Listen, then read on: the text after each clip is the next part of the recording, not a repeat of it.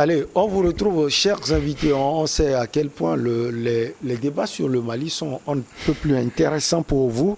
On va un peu continuer avec ce Mali, le lancement de ce processus de transition de 2 ans, peut-être pour défier la CEDEAO, Madame Kenyossi Adanou. On a tout à l'heure écouté les autres, Adam Adjornou et puis Kwame Mayaba. Oui, votre regard. Le Choguel Maïga a un discours un peu qui va au-delà quand même excusez-moi de l'entendre. Peut-être aux antipodes des négociations en cours. Ben, vous voulez qu'il dise quoi? Excusez-moi, c'est pas une question que je pose comme ça en termes de voilà. Mais quelqu'un, il sait où le Mali veut aller. Ben, nous avions vu le président Assimi Goïta, il parle pas beaucoup. Mais je ne pense pas que tout ce que Choguel Maïga dit dehors n'est pas dans un consentement quand même avec son gouvernement. Vous voulez dire c'est pourquoi il l'a comme Premier ministre, c'est ça? Bah oui, c'est quelqu'un qui, il faut pour le Mali, quelqu'un qui quand même, un capitaine, un vrai capitaine, des capitaines dans le bateau. Et c'est le rôle que Choguel a. Il ne faut pas chavirer. Qui doit mener ce pays-là au bon port parce qu'il a fait avec plusieurs gouvernements, il a fait avec plusieurs chefs d'État maliens. Donc il connaît, il maîtrise la politique malienne, il connaît tous les problèmes et les rouages quand même de cette politique malienne. Et ce qui mine le Mali, Choguel Maïga et M. Choguel Maïga le connaît très bien. Donc il faut quelqu'un qui est là, qui est prêt quand même à défendre son pays contre les envahisseurs. Excusez-moi de le dire comme ça. Mais pourquoi 2 coups d'État? Je voulais revenir tout à l'heure. Ben, raison de plus, il y a 2 coups d'État, raison de plus que la CEDEAO prête vraiment une oreille attentive à ce pays-là. Mais qu'est-ce qui fait que le premier coup d'État avec Bandao. Voilà, Bandao, c'est ça. Non, c'est Assimi Goïta qui a fait le coup d'État. Il a donné le pouvoir à Bandao. Voilà. Il revient prendre son poste. Oui, mais pourquoi ça? Mais est-ce qu'on s'est demandé pourquoi le même gars est revenu reprendre son pouvoir? Mais c'est que celui qui était là, il avait la soif du pouvoir. Pourquoi il a été mis là-bas? Oui. Ouais, ça c'est une raison. C'est ce que vous avez dit. Quelqu'un peut dire aussi qu'il a soif de pouvoir. Oui, bon, ils ont raison, c'est le point de vue. Oui, non. Je me dirais, mais s'il a soif du pouvoir, il ne peut pas dans ces assises-là où il ne doit pas se représenter. Quelqu'un qui a soif du pouvoir, je ne crois pas qu'il soit quand même aussi timide et aussi qui voit vraiment un avenir je ne sais pas comment je vais expliquer ça, qui est pragmatique et qui est un fait stratège aussi. Donc du coup, il est silencieux, il est calme, mais je crois qu'il est déterminant et il est pragmatiste c'est ça, non? Dans sa façon pragmatique, pardon, dans sa façon de gouverner ce pays-là. Et je crois que on ne veut pas que le Mali devienne un exemple pour les pays de la sous-région ou bien pour l'Afrique, mais quoi qu'on dise, le Mali va aller à sa vraie souveraineté et puis bon, nous donner des exemples qui sont déjà là et pour que tout les peuples puissent quand même s'affranchir de la domination qui est là jusqu'alors et qui ne nous permet pas quand même d'avancer, même si on dit, et la faute n'est pas quand même aux dominateurs, il y a aussi une bonne volonté pour une bonne gouvernance qui n'est pas là.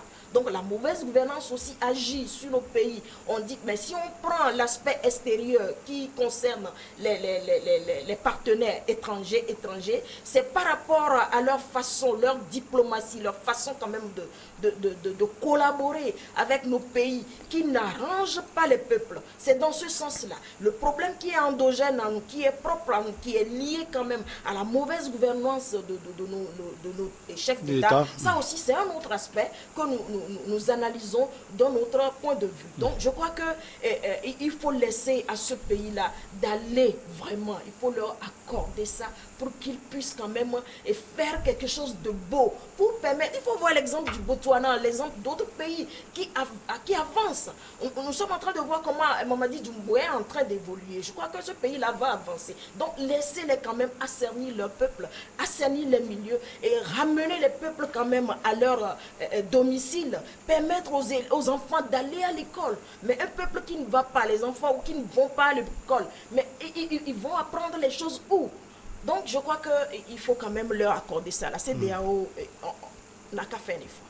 Oui, Adam, on va faire un tour. Et puis oui, vous savez, moi je pense que la règle, c'est d'établir l'état de droit.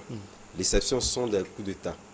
Et lorsque on dit, et voilà, bon, de les laisser, de donner l'état, d'assainir, etc., ça veut dire quelque part que pour la progéniture, on essaie de dresser le lit encore pour des coups d'État. Non, c'est pas ça, c'est pas ça. Voilà pourquoi à partir du moment où vous adhérez à un ensemble donné, vous affectez une partie de cette souveraineté-là, donc à cet ensemble. Donc c'est un peu ça qui compte à ce que nous assistons aujourd'hui. La CEDEAO n'intervient pas pour intervenir. Ça veut dire quelque part que c'est compte tenu des accords qui lient le Mali, la CEDEAO, la Guinée, la CEDEAO, le Burkina et la CEDEAO. Tout à fait. Donc si la CEDEAO est intransigeante sur cet aspect-là, ça veut dire quelque part que il veut véritablement faire en sorte que ces coups d'État-là ne soient pas la règle. On ne peut pas indéfiniment, parce que vous avez pris les armes, et vous avez le monopole aujourd'hui des armes, vous êtes venu au pouvoir, et vous vous dites que voilà, je vais faire 3-4 ans, il faudrait véritablement qu'on vous laisse. Ça ne se passe pas comme ça. Ça voudrait dire quelque part que demain, vous ne résolvez pas le problème. C'est vrai, je suis d'accord qu'au niveau des coups d'État constitutionnels, on l'a plusieurs fois relevé ici. C'est d'ailleurs même ce qui fait qu'à un moment donné, lorsque Mamadou Doumbouya avait fait le coup d'État, vous avez vu qu'il n'y a pas eu beaucoup de contestation. Et on l'a dit, la CEDEAO n'a pas été véritablement tenant sur le cas guinéen. Et puis, entre-temps, il y avait eu une délégation composée d'anciens chefs d'État qui avait été envoyé au niveau de la Guinée pour convaincre Alpha Condé à ne pas faire ce troisième mandat. Compte tenu des tensions dans son pays. Qui était donc suicidaire pour ce pays-là. Il n'a pas été donc écouté. Voilà pourquoi on a salué. Et lui aussi l'a dit. Pourquoi on n'a pas envoyé par exemple le président Ouattara? Pourquoi et les autres? C'est ce que lui aussi dit. Non, il a raison. Donc moi je pense que la récurrence de ces problèmes-là feront en sorte que demain on puisse donc résoudre le problème dans un ensemble donné. Vous allez constater qu'au niveau supérieur de la CEDEAO, je pense que la limitation de mandat pour certains pays, y compris le nôtre, avait commencé par se poser au niveau de la CEDEAO qui dit que maintenant, dans mes États, je ne veux plus de troisième mandat. Donc ça voudrait dire quelque part qu'il y a une bonne volonté. Mais me dire que vous prenez les armes payées par le contribuable, vous faites un coup de taille qu'on vous accepte de rester parce que vous voulez faire tel. Moi, je pense que ça, en tout cas, moi, personnellement, ça, c'est mon opinion. Moi, je ne suis pas pour la légalité. Pas tout à l'heure où la légalité est, moi, je ne suis pas pour. Je suis d'accord que le peuple puisse se soulever, réclamer à ce qu'on puisse établir un certain nombre de choses, mais prendre les armes et pouvoir l'instaurer comme une règle établie, moi, je ne suis pas d'accord. Et je ne serai jamais d'accord. On va finir. Oui, on va finir, 2 minutes. Et par rapport à ce que le confrère développait tantôt, je crois que même dans la charte de la CEDEAO, ils ont mentionné cet aspect. Au cas où il y a coup d'État, quel type de sanctions il faut donner à un pays qui a eu d'État? Oui, il y a la limitation. Je suis d'accord, c'est ce que je dis. C'est-à-dire qu'ils ont envisagé qu'au cas où il y a coup d'État, telle sanction, tel pays qui a fait sanction, voilà, telle sanction qui doit être infligée à ce pays. Il n'y a pas de problème sur ça. Donc, ici, ce qu'il faut comprendre, c'est que le coup d'État est intervenu. C'est accepté. C'est consommé, c'est-à-dire que la CEDEAO a déjà compris qu'il y a ce coup d'État. Maintenant, il faut chercher à résoudre le problème. Et nous savons, quand il y a un coup d'État intervient dans ces cas de figure, quel type de sanctions il faut infliger. Quand vous regardez sur toute la ligne, les sanctions que le Mali a connues par rapport, qui ont été infligées au Mali, ça sort de la norme de la charte de la CEDEAO. Non, pas du tout. Non, pas du tout. Lequel? Quand vous prenez la fermeture de frontières, il n'y en a pas. Je vous assure, quand vous prenez, non. Lorsque vous êtes sanctionné, d'ailleurs même... Oui, non, je vous parle de quelque chose. Quand vous parlez des sanctions économiques, il n'y en a pas. Vous ne pouvez pas me démentir ça. Ça dit qu'on vous suspend des instances de cette CEDEAO. C'est ça les sanctions qui sont dans la charte de la CEDEAO. Maintenant, ils sont allés au-delà de ces sanctions. Avec les conséquences qui vont avec. Pardon? Avec les conséquences. Oui, je suis d'accord.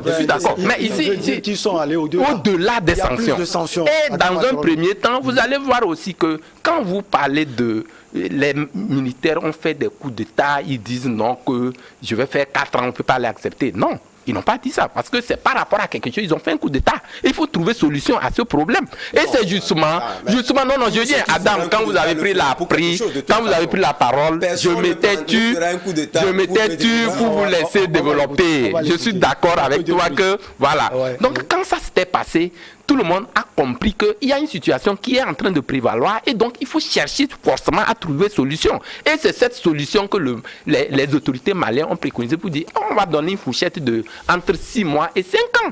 Et jusqu'à ce que par des négociations de couloir, oui, personne ne peut faire aussi l'apologie d'un coup d'État. Personne ne le fait d'ailleurs. Mais du moment où ça arrive, on sait comment, quel artifice soit fait, quelle mesure il faut prendre par rapport à cela. Ça s'est passé quand vous dites ici il y a 2 coups d'État. Je dis non, qu'est-ce qu'on appelle un coup d'État? Un coup d'État, c'est un chef d'État, de l'État qui a été élu et que quelqu'un vient le renverser au pouvoir. Ici, ce n'est pas le même cas quand vous... Pas le même cas. Non, je vais vous expliquer. Quand vous prenez le Mali, et ce qui a fait le coup d'État même qui est intervenu, c'est lorsqu'on a, on a déposé IBK. C'est ça qu'on appelle le coup d'État. Et l'autre coup d'État? Non, l'autre coup d'État, c'est l'autre qui l'a déposé. Celui qui a fait le coup d'État est revenu prendre Non. Il a mis quelqu'un. Il trouve que la personne ne fait pas. Il prend son coup d'État. C'est le même coup d'État. Non. Vous ne pouvez pas me dire le contraire. C'est pourquoi je... Non. Je vous parle de quelque chose. De la rupture estimée que... C'est pourquoi justement on l'appelle coup d'État. C'est pourquoi on l'appelle coup d'État. Est-ce qu'il a prêté? C'est pourquoi on appelle coup d'État. Ça veut dire que vous êtes un chef de l'État, quelqu'un vient vous faire un coup d'État. C'est ce que je dis. Oui, je ne refuse pas. Vous dites, vous allez prêter à Raillerie, nous sommes quand même... Non. Je vous dis... Non, c'est pas... Je dis c'est un coup d'État dans son... Ça dit que c'est le même processus qui a conduit à Assimi Goïta là où il est actuellement. Ça veut dire que c'est lui qui a mené ce coup d'État là dans un premier temps. Il a mis quelqu'un... Le second, c'est le coup d'État. À mon avis, je suppose que c'est le coup d'État dans un coup d'État, ça s'appelle un coup d'État. C'est-à-dire qu'aujourd'hui, on ne peut pas me dire le contraire que ce que Assimi Goïta a fait en déposant par exemple le second, Barandao aujourd'hui, qui n'est plus aux affaires parce que ceci, c'est le même coup d'État qui a continué. Et donc ici, c'est la suite du premier coup d'État. Mais pour terminer, je vais chuter. Pour dire qu'aujourd'hui, il faut forcément, tout ce que nous sommes en train de faire, ça n'arrange personne. La CEDEAO le sait également. La CEDEAO le sait également. Il ne faut pas tenir compte du discours de Choguel Maïga. Aujourd'hui, qu'on dise qu'il a été intransigeant, c'est ça qui choque. Je pense que quand vous êtes parent, vous devez prendre de la hauteur.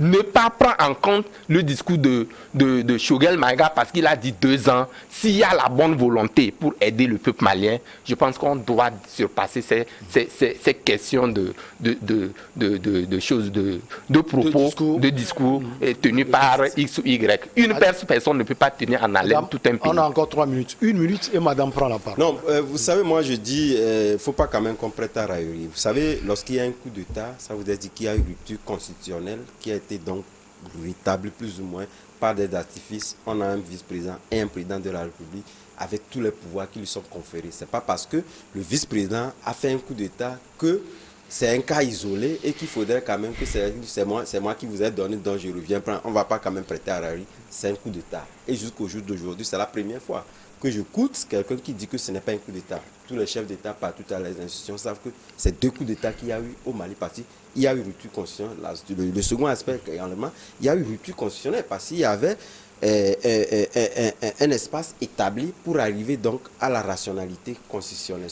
Il est peut-être revenu parce que le combat qu'il veut mener, ce n'est pas ce que Bandao... Celui qui l'a mené, vous pensez que... Tu dis qu'il n'y a jamais eu un coup d'État bienveillant, de toutes les façons, on l'a dit ici. C'est justement parce qu'il y a eu d'autres qui ont concédé au fait que quelqu'un a fait un coup d'État qui avait été laissé. Nous avons cité le cas tchadien, parce que lorsqu'on parle de la CEDEAO, on parle également de l'Union africaine. Et lorsque nous prenons ces sanctions qui sont donc liées de toutes les façons, les sanctions là, moi je pense qu'aujourd'hui, une junte reste une junte. Elle ne peut rien proposer. Il faudrait quand même qu'on puisse... Ce sont les dirigeants maliens. C'est une junte. C'est un cas isolé qui n'est pas établi dans leur constitution. Les coups d'État doivent être bannis et je pense que la CEDEAO est dans le droit au vote pour véritablement rétablir son ordre constitutionnel.